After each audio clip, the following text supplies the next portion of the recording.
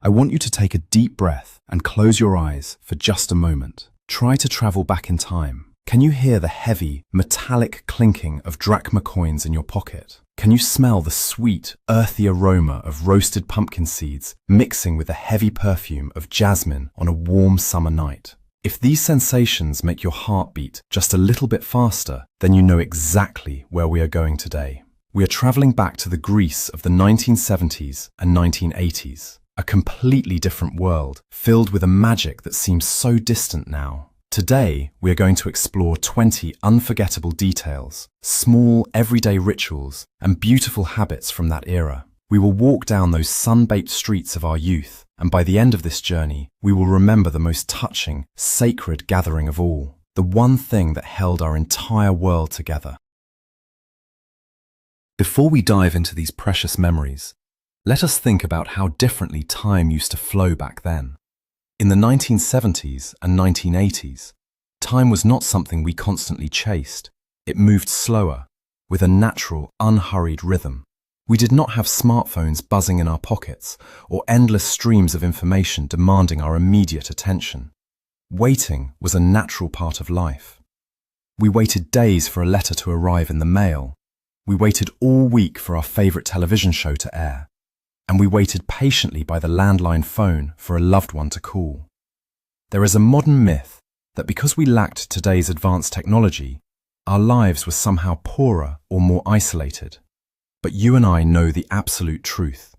Life back then was infinitely richer in genuine human connection. Our wealth was not measured in screens or digital likes. It was measured in the open doors of our neighbors, the loud conversations across balconies, and the absolute sincerity of a shared meal. We lived deeply, intensely, and entirely in the present moment.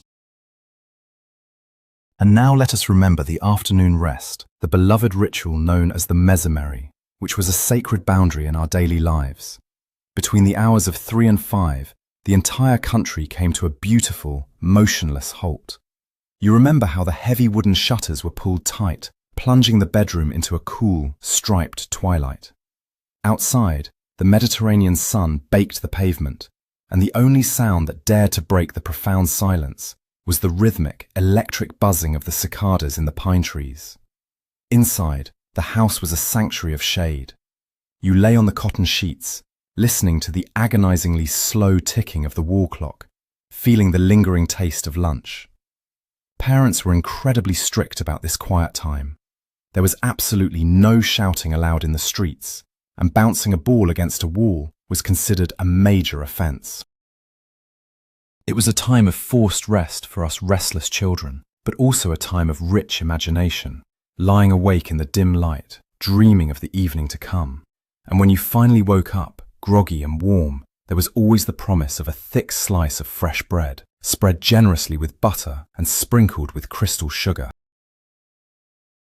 Let us step out into the evening and experience the magic of the open-air cinema, the legendary Therino cinema. As the intense heat of the day finally surrendered to the gentle evening breeze, entire families would walk to the local neighborhood theater. The very first thing that greeted you was the unmistakable, intoxicating perfume of night-blooming jasmine and honeysuckle that climbed the surrounding whitewashed walls. Then, there was the satisfying crunch of the white gravel beneath your shoes as you searched for your seat. You would sit in those folding canvas director's chairs, waiting for the sky to turn a deep, velvety indigo before the projectionist could start the film. The air was quickly filled with the sound of people cracking roasted pumpkin seeds between their teeth. During the intermission, there was a frantic, joyful rush to the small canteen for a cold orange soda in a heavy glass bottle.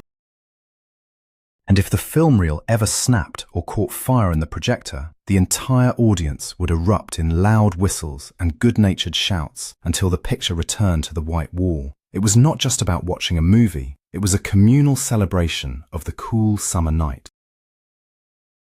Another unforgettable beacon of our childhood was the neighborhood kiosk, the periptero. At night, it stood on the corner like a glowing yellow box of treasures, illuminating the dark pavement.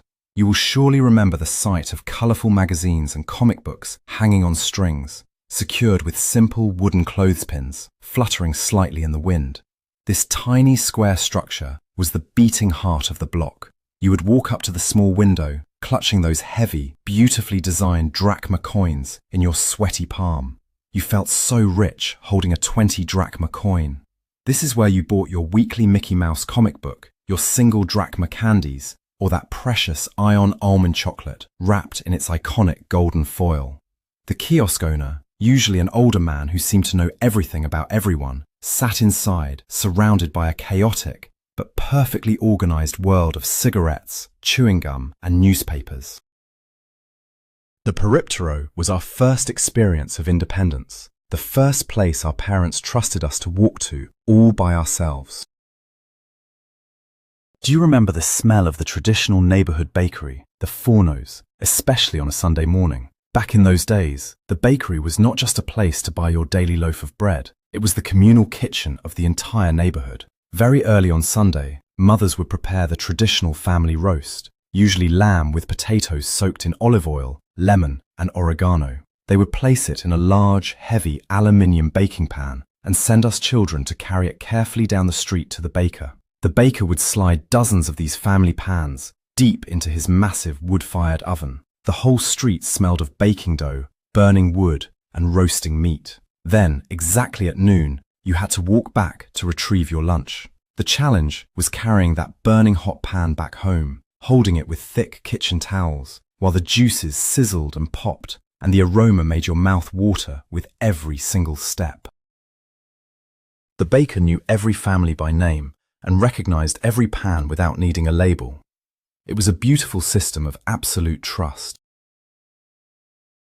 And what about the freedom of playing in the neighborhood streets until the sun went down? The streets belonged to us, the children. There were very few cars, so the asphalt was our vast playground. We played intense games of dodgeball, which we called apples, hide and seek, and long jump. We ran until our lungs burned, with scraped knees painted with red iodine, our hands dirty, and our hearts completely full. The boundaries of our world were defined by the voices of our mothers. As twilight fell and the streetlights began to flicker on, one by one, mothers would step out onto their balconies. They would wipe their hands on their aprons and shout our names into the evening air, signaling that dinner was ready and the day's adventures were over. There was no fear back then. The neighborhood was a safe, protective bubble. Everyone kept an eye on everyone else's children. If you fell and hurt yourself down the street, a neighbor you barely knew would be the first to rush out, clean your wound, and offer you a glass of cold water. We must also remember the iconic blue school uniform, the podia, which was a defining symbol of our youth until the early 1980s. Every September, the ritual was the same, going to the store to try on the new blue smock with its crisp, bright white collar. It felt stiff and formal on the first day of school. We carried those incredibly heavy, square leather satchels strapped to our backs, walking to the sound of the morning school bell. The uniform was meant to erase social differences. Whether you came from a wealthy family or a poor one, once you stepped through those school gates, everyone looked exactly the same. We all shared the same ink stains on our sleeves, the same chalk dust on our pockets, and the same nervous excitement before a big exam. Putting on that blue uniform was a daily transition, a badge of belonging to a generation that learned respect, discipline, and the profound value of education, even if we occasionally complained about how itchy the fabric was during the warm months of spring. For those who remember the transition from the 1960s to the 1970s, the arrival of the Iceman, the Pagopalos, is an image burned into our minds. Before electric refrigerators became common in every single household, we relied on wooden iceboxes to keep our food fresh. The Iceman would arrive in the neighborhood with his cart or small truck, carrying massive crystal-clear blocks of ice wrapped in thick burlap sacks to slow down the melting. He used heavy, menacing iron tongs to grip the ice, hauling it onto his shoulder. As children, we would eagerly gather around his cart, waiting for him to chip off a small, sharp shard of ice. He would hand it to us, and we would suck on it as if it were the most delicious popsicle in the world, cooling ourselves on a blazing summer afternoon. Inside the house, the ice block was placed in the top compartment of the wooden icebox, and a tray at the bottom had to be emptied daily as the ice slowly wept into water. It was a chore, yes, but it was also a rhythm of life that connected us to the seasons. Let us pause and breathe in the rich, intoxicating aroma of the traditional Greek coffee ritual. Back then, coffee was not bought in sealed, unfeeling plastic bags from a supermarket. You went to the local coffee grinder shop, the Kofekoptio, where the large roasting machines tumbled the beans, sending thick, earthy, fragrant smoke spilling out onto the pavement. You brought the freshly ground coffee home in a simple brown paper bag. Making the coffee was an art form, a slow and deliberate process. The brass pot, the briki, was placed over a small gas stove. You had to stand there and watch it with absolute focus. You watched the dark liquid slowly heat, waiting for that magical moment when the thick foam, the kaimaki, would begin to rise up the sides of the pot. If you looked away for even a second, it would boil over and ruin the texture. The coffee was poured carefully into tiny ceramic cups, ensuring the foam remained perfectly intact on top. It was served with a glass of cold water, and it was the ultimate excuse for adults to sit down, sip slowly, and share their deepest secrets. Another unforgettable memory is the grand, soapy spectacle of washing the winter carpets. As spring turned into early summer, a massive cleaning ritual took over the entire neighborhood. Families would drag their heavy, thick wool carpets out onto the street, the sidewalk, or the inner courtyard. Armed with long garden hoses, buckets of water, and blocks of pure green olive oil soap, the women of the house would get to work. They used stiff wooden brushes to scrub the carpets, pushing the dirty water away with a squeegee. For us children, this was an absolute paradise. We would run barefoot through the rushing soapy water, sliding on the slippery concrete, getting completely soaked and laughing endlessly. The air smelled intensely of green soap, wet wool, and bright sunshine. Afterwards, the heavy, waterlogged carpets were hoisted over the balcony rails to dry in the hot sun for days, dripping onto the pavement below. It was a sign that winter was truly over, and the carefree days of summer had officially arrived. Now, let us think about our living rooms and the heavy wooden piece of furniture that sat in the corner, the television set. In those days, we did not have hundreds of channels or streaming services. We had the single state-owned television channel, and the broadcast was in glorious black and white. Watching television was a scheduled family event. Someone always had to adjust the dual metal antennas on top of the set, sometimes wrapping the tips in aluminum foil to get a clearer picture through the static. The entire family would gather quietly for the 8 o'clock evening news, listening to the announcer's formal, serious voice. Or we would huddle together for a specific weekly series, our eyes glued to the small screen. There was no pausing, no rewinding. If you missed it, it was gone. And when the broadcast ended late at night, or when your father finally pushed the heavy, clunky button to turn the set off, the image would collapse into a single, bright white dot in the center of the dark screen, lingering there for a few magical seconds before fading away completely. Do you recall the loud, distorted voice of the travelling greengrocer, the Manavis, echoing through the narrow streets? His small, overloaded pickup truck would move at a crawl through the neighborhood. Mounted on the roof was a megaphone through which he would passionately advertise his goods. He would sing the praises of his sweet, ice-cold watermelons from Emiliada or his perfectly ripe tomatoes. Women would step out onto their balconies, leaning over the wrought iron railings. If they lived on the 3rd or 4th floor, they did not bother walking down the stairs. Instead, they would lower a woven wicker basket attached to a long, sturdy piece of string. Inside the basket were a few paper drachma notes. The greengrocer would take the money, place a heavy watermelon or a bag of fresh vegetables into the basket, and the woman would slowly hoist it back up to the sky. It was a brilliantly lazy, practical, and highly vocal system of commerce that filled the morning air with a theatrical energy that supermarkets can never replicate. Let us turn our attention to the landline telephone, an object that commanded immense respect in the household. It was a heavy, substantial device with a rotary dial, usually sitting proudly on a hand-crocheted lace doily in the hallway. Making a call was a physical act. You had to insert your finger, pull the dial all the way around, and then wait for the satisfying mechanical clicking sound as it returned to its resting place.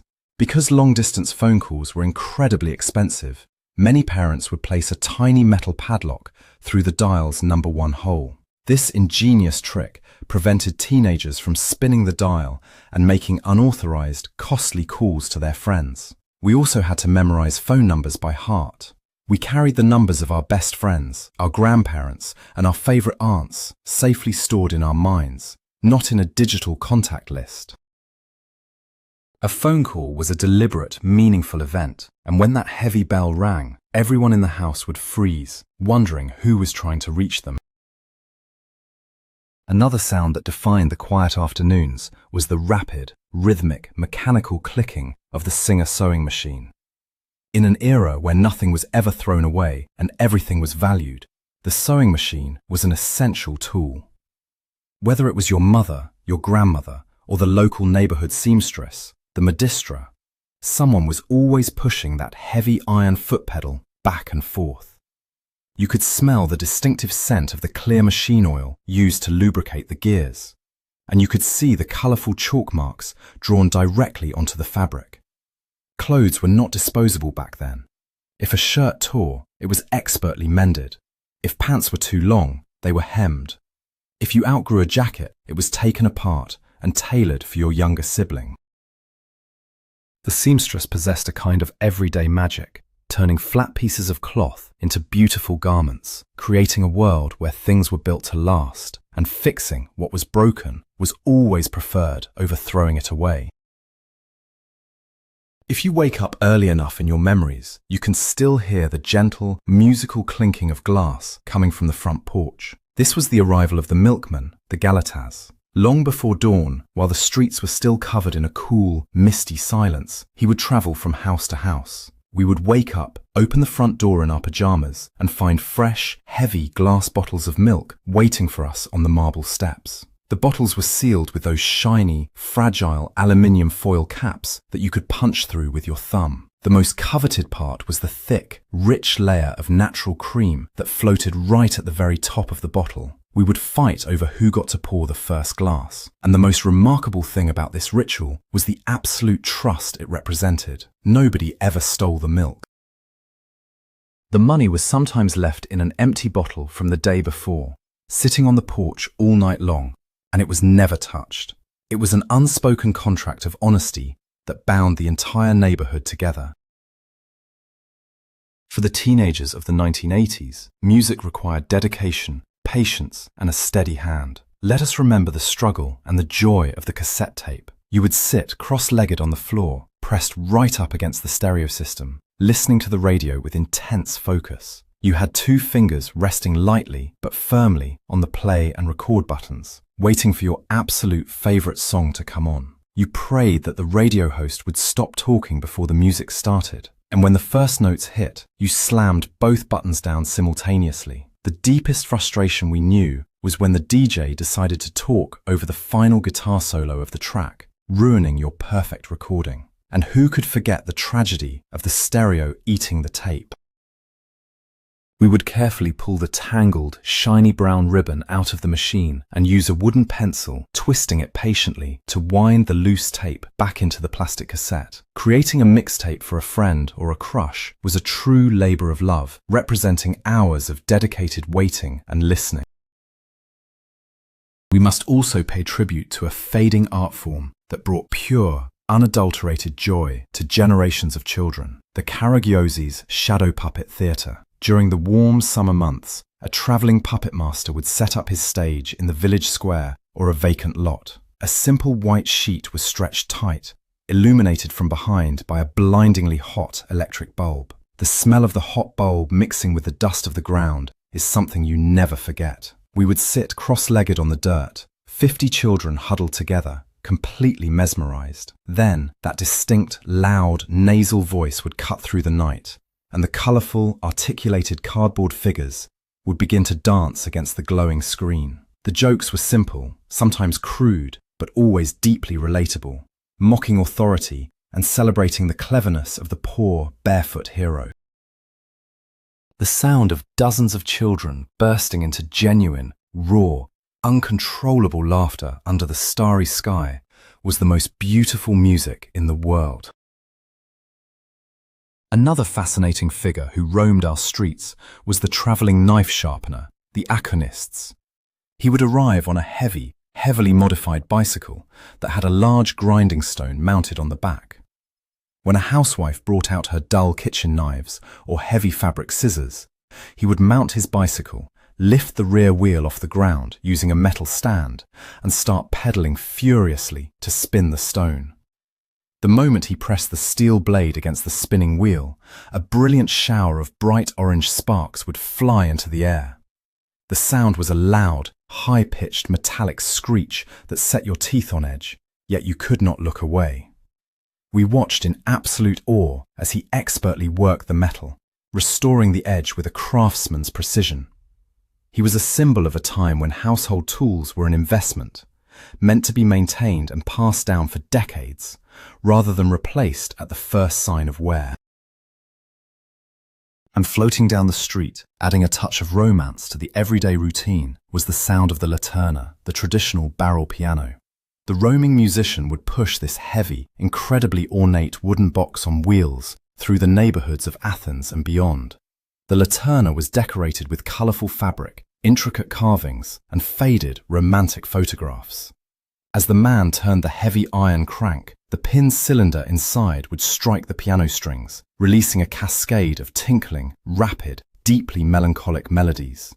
It was the sound of old Greece, a bittersweet music that made people stop whatever they were doing and listen. Women would step out onto their balconies, wrap a few drachma coins in a small piece of paper so they would not bounce away, and toss them down to the street below. The musician would catch the paper, tip his hat in gratitude, and slowly push his musical machine toward the next block, leaving a trail of beautiful nostalgia in his wake. As the evening deepened, it was time for the volta, the traditional evening promenade. This was not a quick walk to get somewhere. This was a social event of the highest order. The entire town or neighborhood would dress in their absolute finest, freshly ironed clothes. The scent of sharp cologne and strong hairspray filled the air. Families, groups of teenagers, and older couples would walk up and down the main square or the harbour front at a slow, deliberate pace. There was no final destination. The point was to see and be seen.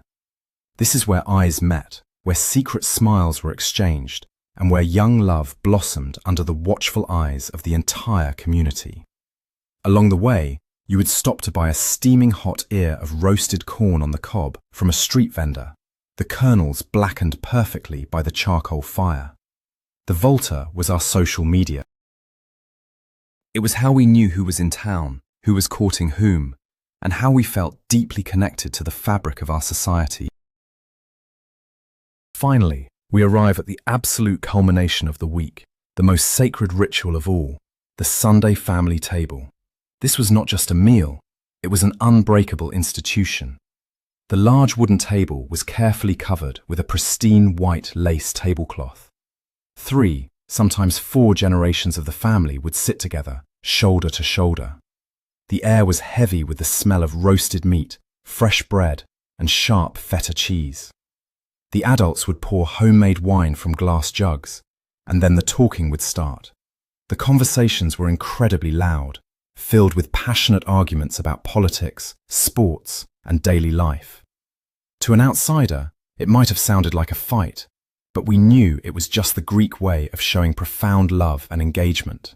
There was roaring laughter, there were clinking glasses, and there was an overwhelming feeling of absolute belonging. Sitting at that table, surrounded by the loud, chaotic warmth of your blood, you felt completely safe. You felt that no matter what happened in the world outside, here you were home. As we open our eyes and return to the present day, it becomes clear that what we truly miss is not the physical objects themselves. We do not just miss the wooden icebox, the heavy rotary phone, or the brass coffee pot. What we deeply, desperately miss is who we were when we held those things. We miss our youth, the unhurried pace of our days, and the unbroken circle of our families. We miss the feeling of a neighborhood that functioned as a single protective heart. But as long as we hold on to these memories, share these stories, and remember the warmth of those times, that beautiful era of Greece will never truly disappear. It lives on in us. If this journey back in time touched your heart, please subscribe to our channel and leave a like on this video to help us keep these memories alive. Now, I turn to you, my friend. Which of these 20 memories brought tears to your eyes? Or what forgotten ritual from your own childhood would you add to this list? Please, write your personal story in the comments below. We cannot wait to read it.